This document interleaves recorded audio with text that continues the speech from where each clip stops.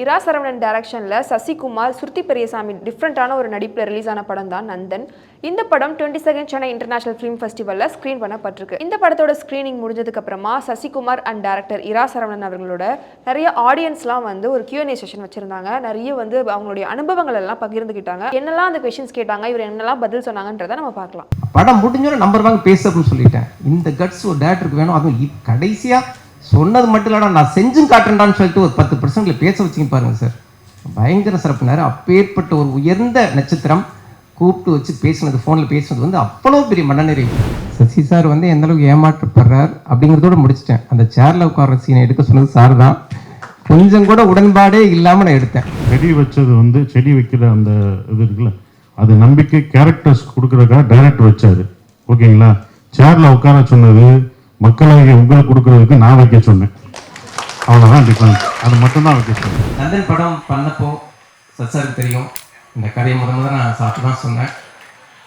இந்த படம் பண்ணால் எவ்வளோ பிரச்சனைகள் வரும், எவ்வளவு சங்கடங்களை சந்திக்க வேண்டியிருக்கும், எவ்வளோ பொருளாதார பிரச்சனைகள் வரும், எல்லாத்தையும் முன்கூட்டியே படம் தொடங்குறதுக்கு முன்கூட்டியே திட்டமிட்டு பரவாயில்ல, நம்ம கண்ணு முன்னால் நடக்கிற ஒரு பிரச்சனை நம்ம கண்ணு காணாமல் இது ஒரு தப்புன்னே உணராமல் நம்ம தாண்டி போயிட்டு இருக்கிற ஒரு சமூக நீதிக்கான சிக்கல் இதை சொல்லியே ஆகணும்.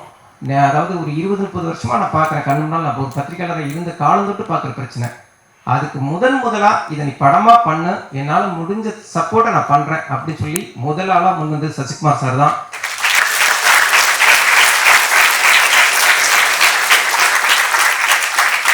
நிச்சயமாக சொல்கிறேன், இந்த மேடையில் அவர் என் பக்கத்தில் நிற்கிறாருங்கிறதுக்காக நான் சொல்லவே கிடையாது. நான் அவர் இல்லாத பல இடங்களையும் இந்த நன்றியை நான் நஞ்சார நினச்சி பார்க்குறேன். அவர் இல்லைன்னா இது ஒரு புத்தகமாக மட்டுமே முடங்கி போயிருக்கும். ஏன்னா ஒரு படத்தை தொடங்குறதுக்கு சசி சார் மாதிரி ஒரு பெரிய சப்போர்ட் தேவைப்படுது. இன்னைக்கு ஒரு விஷயத்தை செய்கிறப்ப இது சிக்கல் ஒரு வேணாம், நமக்கே பிரச்சனை, நமக்கே வம்பு, கற்பனை 1000 கதைகள் பண்ணிட்டு போகலாம், அதை விட்டுட்டு ஏன் இந்த மாதிரியான சமூகம் சார்ந்த பிரச்சனைகளை கையில் எடுக்கணும் அப்படின்னு தட்டி கழிக்கிற தனங்கள் நிறைய இருக்கு. நம்ம ஒரு உத்வேகத்தில் வந்தால் கூட நம்ம தலையில் தட்டுறதுக்கு கோடி கைகள் இங்கே இருக்குது. ஏன் அதுவுமே நம்ம மேலே அக்கறைங்கிற பேரில் வர்றப்போ நம்மளும் அதுக்கு இணங்கி போயிடுறோம். ஆனால் அது மாதிரி இல்லாமல் நான் கூட என்னுடைய உதவி இயக்குநர்கள் குரு உள்ளிட்டவங்க எல்லாருமே வந்துருக்கிறாங்க. அப்படின்ற உண்மையாக சொல்லுவேன், இந்த கதை ஏன் கதை இல்லை, இந்த கதை பல நூறு பஞ்சாயத்து தலைவர்களுடைய கதை. அதனால ஒரு துளி கூட செயற்கைத்தன்மையோ சினிமாத்தனமோ இல்லாமல் என்ன நடந்துச்சோ, நம்ம கண்ணுனால என்னத்தை பார்த்தோமோ, நம்ம கண்ணுனால எவ்வளோ பெரிய துயரத்தை நம்ம கடந்தோமோ அதை அப்படியே பதிவு பண்ணுவோம். அப்படிங்கிறதுக்காக தான் சசி சாரை அந்த மாதிரி ஒரு கதாபாத்திரமாக மாற்றி, சொல்லப்போனால் ஒரு பஞ்சாயத்து தலைவர், நிறைய பஞ்சாயத்து தலைவர்கள் பார்த்தாரு சார், அதில் ஒருத்தர் முன்னுதாரணமாக எடுத்துக்கிட்டோம். அந்த பாத்திரமாக தான் அவர் எப்படி இருந்தாரோ அப்படிதான் சசி சார் இருந்தார். இதில் எந்த விதமாக நாங்கள் கூடுதல் கற்பனையோ கூடுதல் ஒப்பனையோ எதுவுமே பண்ணலை. அவர் ஒரு இன்னைக்கும் தலித் பிரச்சனை இருக்கிற ஒருத்தரை பார்த்தாரு, அவர் மாதிரியே மாறி வந்து நின்னாரு. அவர் தன்னோட வாழ்க்கையில எல்லா துயரங்களையும் தாங்கிக்கிட்டு இருந்த கடைசி ஒரு அதிகபட்சம் ஒரு 15 செகண்ட் படத்துல ஒரு பகுதி மட்டும்தான் இப்படி இருந்தா நல்லா இருக்குமே நாங்கள் நினைச்சு பண்ணது. மீது எல்லாமே இப்பவும் இன்றளவும் 250க்கு மேற்பட்ட ஒடுக்கப்பட்ட பஞ்சாயத்து தலைவர்கள் அனுபவிக்கிற பிரச்சனை. அதை அப்படியே சொல்ல நினைச்சோம். உங்க அத்தனை பேருடைய கைத்தட்டலும் அங்கீகாரமும் உங்களுடைய பாராட்டும் இந்த மக்களுடைய பிரச்சனைகளை சொல்ல வேண்டியவர்களுக்கு சொல்லி, தெரியப்படுத்த வேண்டியவர்களுக்கு தெரியப்படுத்தி, இந்த அரசாங்கத்தின் மிகப்பெரிய கவனத்தை திருப்பி அவங்களுக்கான தீர்வை கொடுத்துச்சுன்னா அதுதான் இந்த படைப்புக்கான உண்மையான வெற்றியா இருக்குன்னு நான் நம்புறேன்.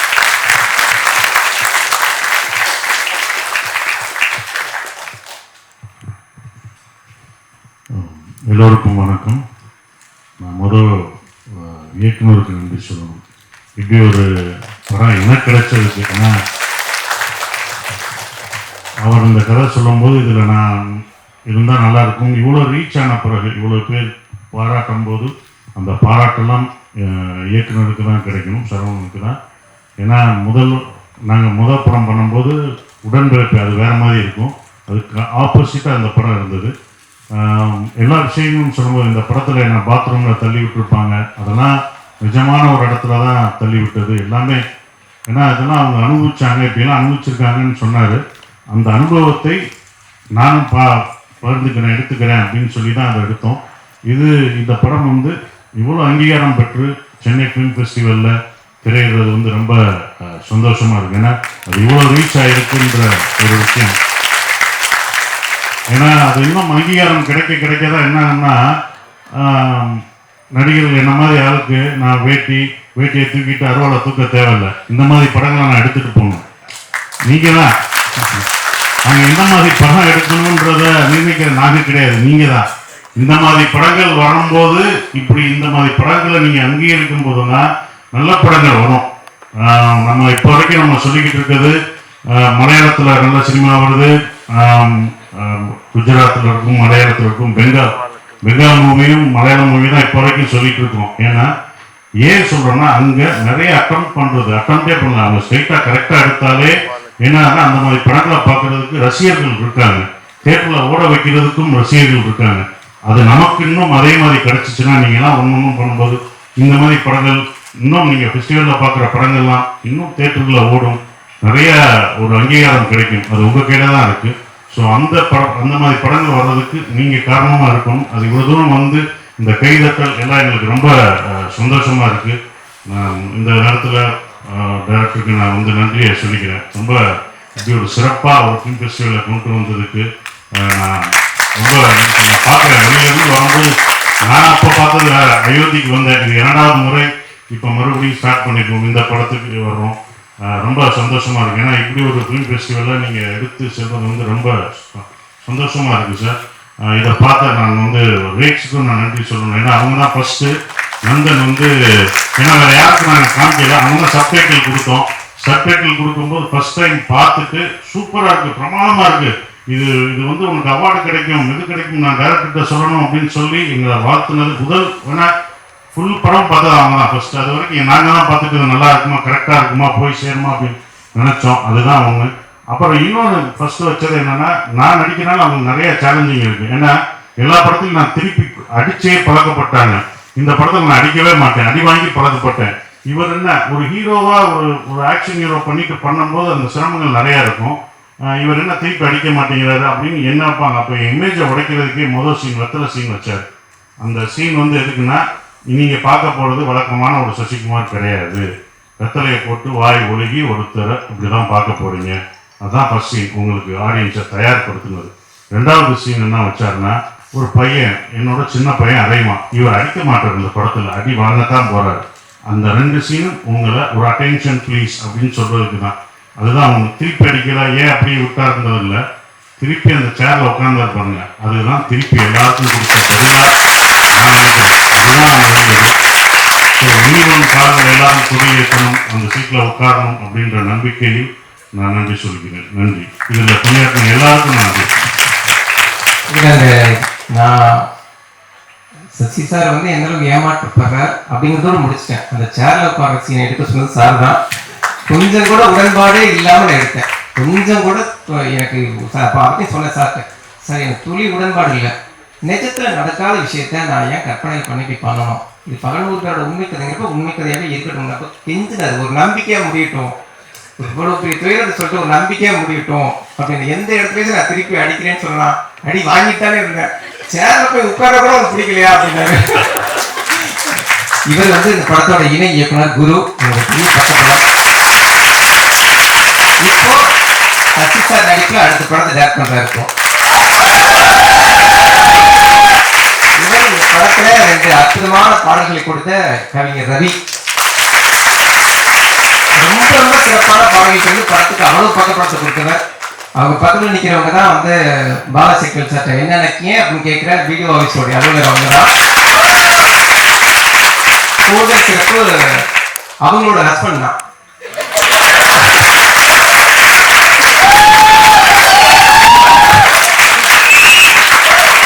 அது எனக்கு எல்லா பக்கமும் வலதுகரமா துணையா இணையா எல்லாமே இருந்த பிரகதீஷ், என்னோட உயிர் நண்பன். இப்போ அடுத்த படத்தில் சொல்லாம சார் தப்பா எடுத்துக்காதீங்க. நியாயமா சண்முகம் சார்ட்டேன்னு ஒரு வார்த்தை அவ்வளோ சீக்கிரம் வரவே வராது. அப்படி வந்துச்சு அப்படின்னா அது வந்து எனக்கு கிடைச்ச மிகப்பெரிய விருது. அதுதான் அந்த வார்த்தை தான். உடன்பிறப்பை பார்த்துட்டு அவர் பேசிட்டு இந்த நிமிஷம் வரைக்கும் எனக்கு மறக்கும். அதாவது நான் பத்திரிகை துறையில் இருந்தப்போ சார் பேசியிருக்காரு, பழகியிருக்காரு அப்படிங்கிற அப்பையிலேருந்தே அந்த அந்த மிகப்பெரிய பாரம்பரிய குடும்பத்தோட வாரிசு அவர் அப்படிங்கிற மரியாதை எனக்கு இருக்கும். உடன்பிறப்பை பார்த்துட்டு அவர் பேசினப்ப சார் சொன்னேன் சார், நான் அந்த ஈர காயத்துக்குள்ள சொன்னேன் சார், இப்பதான் சார் பேசிட்டு வச்சாரு அப்படின்னு சொல்லிட்டு. அந்த அளவுக்கு இப்போ அடுத்து எனக்கு நந்தனுக்கு உங்களுடைய மிகப்பெரிய வார்த்தைகள் தான் சார் எங்களுக்கு மிகப்பெரிய வரம். அவ்வளோ பெரிய ரொம்ப ரொம்ப நன்றி. குறிப்பாக ரைட்ஸ் வந்து அவங்க வந்து இந்த படத்தை சப்டைட்டில் போட ஆரம்பிச்ச நாள்லேருந்து அது வரைக்கும் நோக்கில் இருந்தாங்க, நல்லா வருதா வரலையே அப்படின்னு சொல்லிட்டு. நீங்கள் பாராட்டினதுக்கு அப்புறம் தான் அவருக்கு முதல் நம்பிக்கை. ரொம்ப ரொம்ப நன்றி மேம். எல்லாருக்கும் நன்றி. இவ்வளோ பெரிய ஒத்துழைப்பு ஒருங்கிணைப்பு எல்லாருக்கும் நன்றி. ஏதாச்சும் யார்கிட்ட ஒரு கேள்வி இருந்தால் நல்லா இருக்கும்.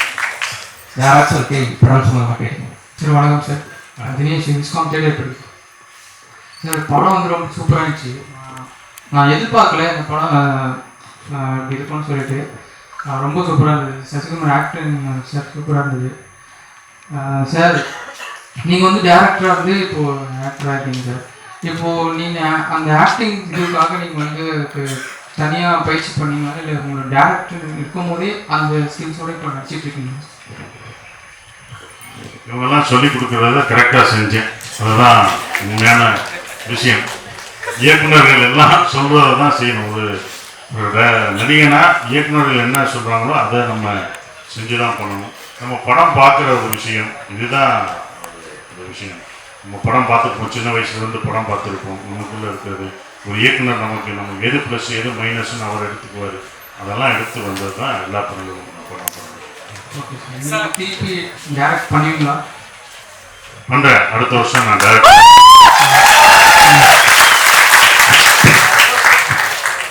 சார் நான் அரக்கோணத்துலேருந்து வரேன்.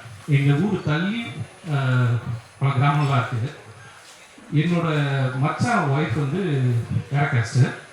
அதுலேருந்து ஒரு பையன் வந்து சொந்தக்கார பையன், அவங்க சித்தப்பா பையன், சித்தப்பான்னு முறை வரும் அவனுக்கு, என் மச்சானுக்கு. அந்த பையன் சொல்லியிருக்கலாம், நான் தான் சிக் படா சென்னை எவ்வளோ பெருசாகிடுச்சு, ஜாதி இது இல்லை, எல்லாமே மேலே வரலாம், ஒன்றும் பிரச்சனை இல்லை. அவன் ஒரு வாக்கு சொன்னான், எங்கள் சித்தப்பா தான் வந்து இது அங்கே நேராக சொன்னாங்க. ஆனால் அவர் நின்றுட்டு கை கட்டிட்டா நிற்கணும் அப்படின்னு சொன்னார். நான் சொன்னேன், இந்த காலத்துக்கு இப்படி இருக்காங்க. அந்த படம் பார்க்கும்போது தான் ஐ கெட் டு நோ. நான் அவன் சொன்ன விஷயத்த கண் கூட பார்த்த மாதிரி இருந்துச்சு சார். தேங்க்ஸ். அது லைட் போட்டு காமிச்சதுக்கு ரொம்ப தேங்க்ஸ். அதாவது எனக்கு ரொம்ப தைரியம் பிடிச்சதே ரஜினி சாரும் பாராட்டின ஒரு விஷயம், எனக்கும் முதல் படம் பார்க்கும்போது பாராட்டின விஷயம். இப்படிலாம் நடக்குதான்னு யாராவது கேட்டிங்கன்னா நான் கையை பிடிச்சி கூப்பிட்டு போகிறேன் காமிக்கிறேன்னு சொன்னால அதுதான். ஏன் கிளைமேக்ஸ் வந்தது வேணான்னு சொன்னார்னா இன்னும் அது மாதிரி இருக்காங்க. அதை தான் அவங்களோட கடைசி நீங்கள் பார்க்கும்போது எல்லாருமே நிஜமாக இப்போ இருக்கிற பிரசிடென்ட்டு தான், பஞ்சாயத்து தலைவர்கள் தான் அங்கே இருக்காங்க. அதை தான் சொன்னார். அந்த தைரியம் தான் நானும் உங்களோட இப்போ வரைக்கும் பாராட்டுற ஒரு விஷயம். ரஜினி சாரும் ஃபஸ்ட்டு சொன்னோன்னே அவர் சொன்னது hats off to the director அப்படி என்கிட்ட பேசும்போது அவர் சொன்னார் hats off to the director, hats off. அந்த ஃபஸ்ட்டு லைன் போட்டார் பாருங்க, அதுலேயே அவர் தைரியமான டைரக்டர் அப்படின்னு சொன்னார். அதான் நான் இப்பயும் சொல்கிறேன். Sir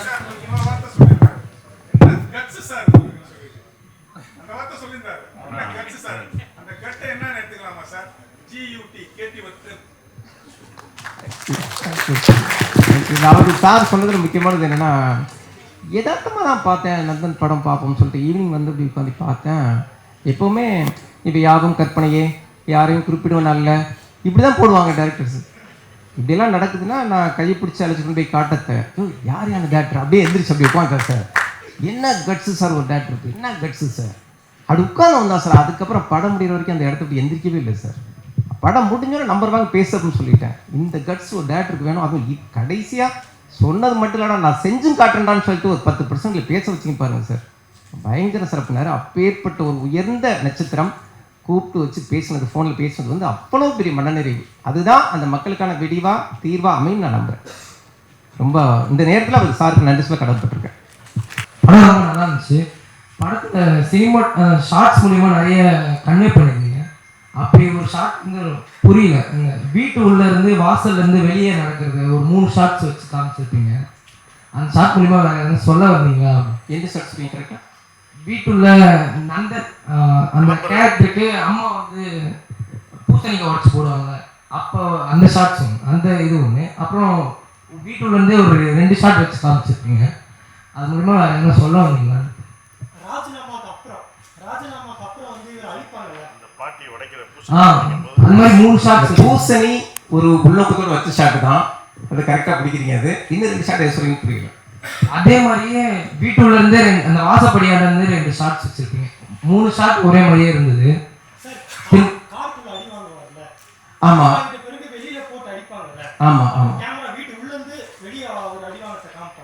okay okay. இல்லை இல்லை இல்லை அதாவது என்னன்னா அந்த குடியிருப்புகள் எப்படி இருக்குங்கிறத காட்ட வேண்டிய அவசியம் எனக்கு முக்கியமாக பட்டுச்சு.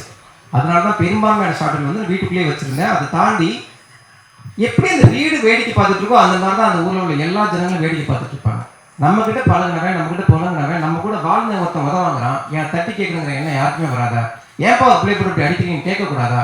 ஆனால் யாரும் கேட்க மாட்டாங்க. ஏன்னா கேட்டால் நமக்கு உதவிடும். அப்படிங்கிறப்ப அந்த வீட்டு திண்ணைகளும் சுவர்களும் எப்படி மௌன சாட்சியில் நிற்கிதோ அந்த மாதிரி தான் மனிதர்கள் நீங்கள் எழுதிருக்கீங்க அப்படிங்கிறதுக்காக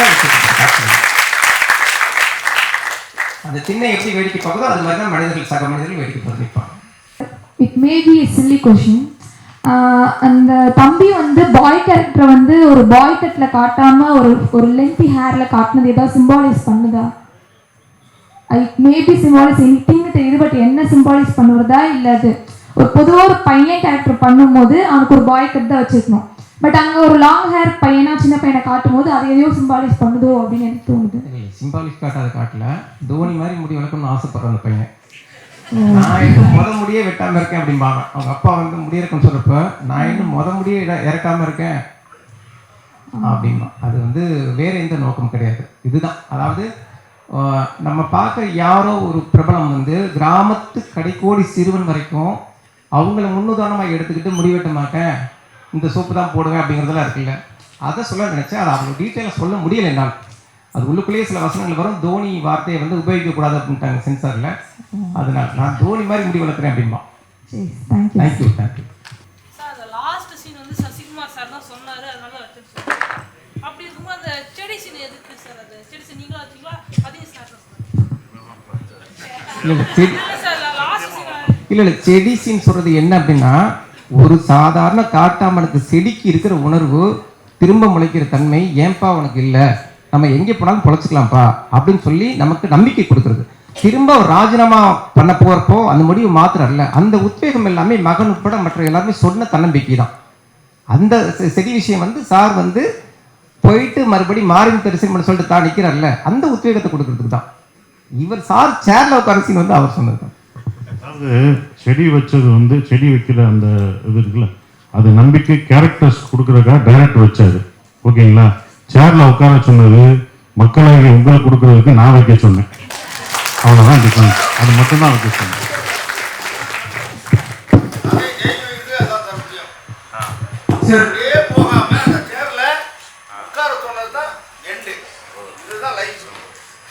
தலைவராக ஒத்திக்கிட்டேன் அப்படின்னா தலைவராக ஒத்திக்கிட்டேன் அப்படின்னா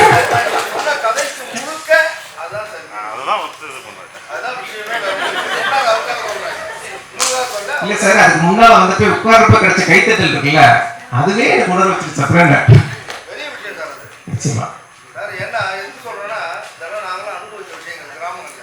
கண்டிப்பா எங்க அப்பாலாம் உள்ளவே போக முடியாது சார். வாசல்ல நிற்பாரு கை கட்டி. நான் சின்ன பையன் படிக்கும் போது அப்படிலாம் வாழ்ந்து தான் நாங்கள் இங்கே வந்து தெரியுமா இருக்கோம். நான் டேரக்டர்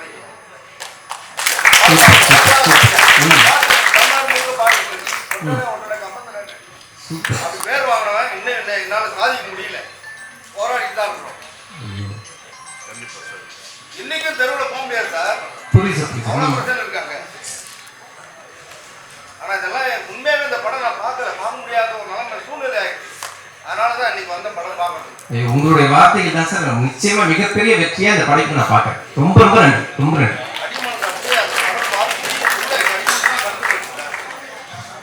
என்ன ரியலிசம் சார் கிராமங்களில் இன்னொரு இன்னும் எத்தனையோ பஞ்சாயத்தில் நடக்குது சார். இதைத்தான் சொல்லியிருக்காங்க. எத்தனையோ பஞ்சாயத்தில் நடக்குது. நமக்கு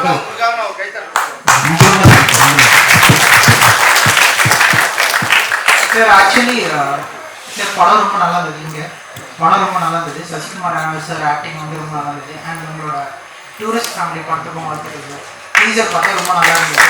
நான் கண்டினியூஸாக Ayodhya, Nandan and tourist family 3 படமே வந்து நல்ல படங்களா நான் டீசர் பார்த்து வச்சு சொல்கிறேன். நல்ல படமாக இருக்குன்ற நம்பிக்கை இருக்குது. அண்ட் இந்த படத்தில் சார் எல்லா படத்துலையும் வந்து ரொம்ப முக்கியமாக நான் நினைக்கிறது வந்து ஓப்பனிங் ஷாட் சார். ஏன்னா ஒரு படத்தோட ஜானர் எல்லாமே டிசைன் ஆன பிறகு அதை வந்து மக்கள் வந்து பார்க்க வரும்போது அந்த ஓப்பனிங் ஷாட்னா அந்த லைக் படத்துக்கான மொத்த லைக் வேர்ல்டையும் கிரியேட் பண்ணுன்னு நான் நினைக்கிறேன். அந்த கோவிலில் உட்காந்து பேசுகிற மக்களுக்கு வந்து யார் யார் பேசுகிறாங்க அப்படின்னு சொல்லி அவங்கள காமிச்சு நீங்கள் ஷார்ட் வச்சுருக்கலாம். ஆனால் யார் யார் பேசுகிறாங்க அப்படின்னு சொல்லிட்டு அவங்களோட அந்த செருப்புக்கான ஷார்ட் வச்சுருந்தது அதுலேயுமே அந்த ஷார்ட்டுக்கான ஐடியா வந்து எங்கேருந்து வந்தது, உங்கள் சைடில் இருந்தா இல்லை வந்து சினிமாட்டோகிராஃபர் கிட்ட இருந்து வந்ததா அப்படின்ட்டு. அண்ட் அதே மாதிரி கிளைமேக்ஸில் முடிஞ்ச பிறகு அவங்க பேசி முடிச்சுட்டு வெளில வந்தோடனே ஒரு செருப்புக்கு எரிவாங்க. எனக்கு கரெக்டாக இது ஸ்டார்டிங் இது எண்டிங் அப்படின்றது தான் எனக்கு இருந்தது. எனக்கு அது போதுமானதாக இருந்தது. ஸ்டில் அந்த லாஸ்ட் சேர் உட்கார ஷாட் நல்லா இருந்தது, இல்லைன்னு நான் சொல்லலை. பட் எனக்கு அங்கே முடிச்சு தான் ஒன்றும் இம்பாக்ட்ஃபுல்லாக இருந்திருக்கும்னு தோணுது. படம் கதை சொன்னப்பவே செருப்பில் ஆரம்பித்து செருப்பில் முடியும் அப்படிதான் நான் சொன்னேன். ஏன்னா என்னதான் சட்டத்திட்டங்கள் வந்தாலும் ஜனநாயகத்தை நம்ம செருப்புக்கு சமமாக தான் பார்க்குறோம்.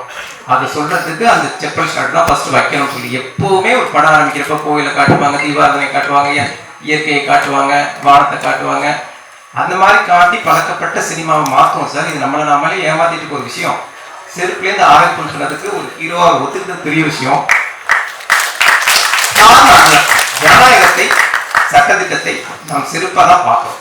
அது பொழையர்னு சொல்ல தோணுச்சு, அதுக்காண்டி செப்பல் ஷாட் ஆரம்பித்தோம்.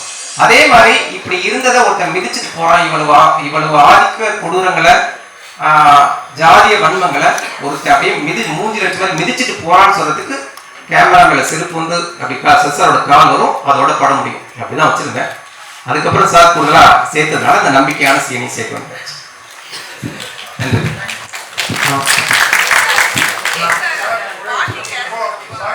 படம் எடுத்தவங்க நீங்களாம் நின்றுட்டு பதில் சொல்றீங்க, பார்த்தவங்க நாங்களாம் வந்து உட்காந்து பதில் கேட்கறோம். இதே விஷயம் அதிகார வர்க்கத்துக்கு ஓட்டு போட்டவங்களுக்கு நடக்கும். இதுதான் சார் மேட்டர். நீங்க நின்று பதில் சொல்றீங்க, நான் உட்காந்து கேட்டுருக்கேன். இது நடக்கும் சார். ஏதாவது படம் சொல்லுங்க. சார் உங்க பேர் என்ன? பாலாஜி. என்ன பண்றீங்க? சினிமா ரசிகர், அவ்வளவுதான். சினிமா ரசிகர் எப்ப கேட்டாலும் அதுதான். அந்த மாதிரி ரசிகர் நாங்க ரொம்ப சந்தோஷமா இருக்கு. அதான் கேட்டேன்.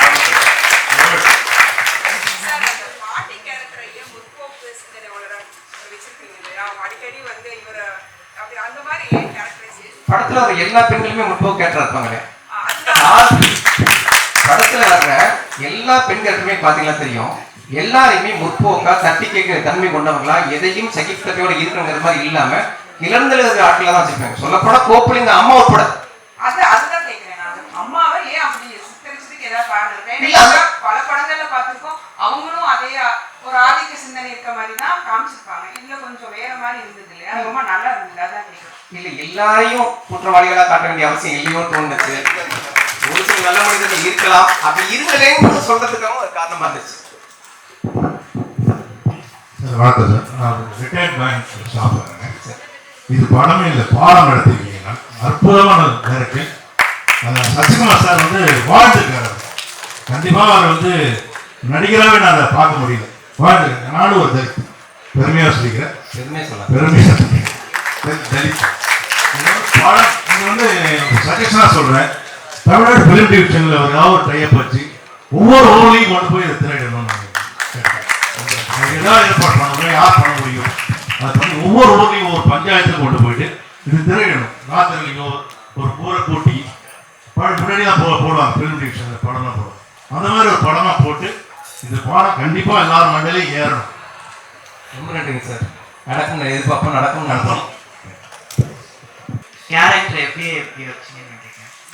அவங்களோட கேரக்டர் இல்லை சமுத்திரகனி சார் வந்து அதான் சொன்னேன், எல்லாரும் குறைவா இருக்க மாட்டாங்க, அதிகார தரப்புலையும் நல்லவங்க இருக்கிறாங்க அப்படிங்கிற இருக்கிறாங்க. நான் பார்த்தப்போ சரி, அதிகாரிகள் அத்தனை பேரும் குற்றவாளிகளாகவோ தவறு குழந்தையாக இருக்கிறவங்க இல்லை.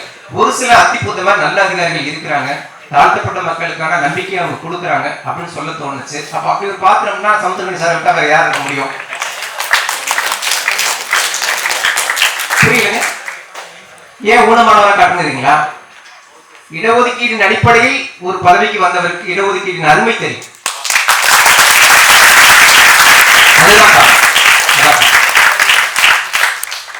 நந்தன் படத்தோட எக்ஸ்பீரியன்ஸ் எல்லாம் வந்து ராசரவணன் அண்ட் சசிகுமார் அவர்கள் வந்து சொன்னதை பார்த்தோம். இதே மாதிரி இன்னொரு படத்தோட மாஸ்டர் டாக்ஸ்ல நம்ம மீட் பண்ணலாம்.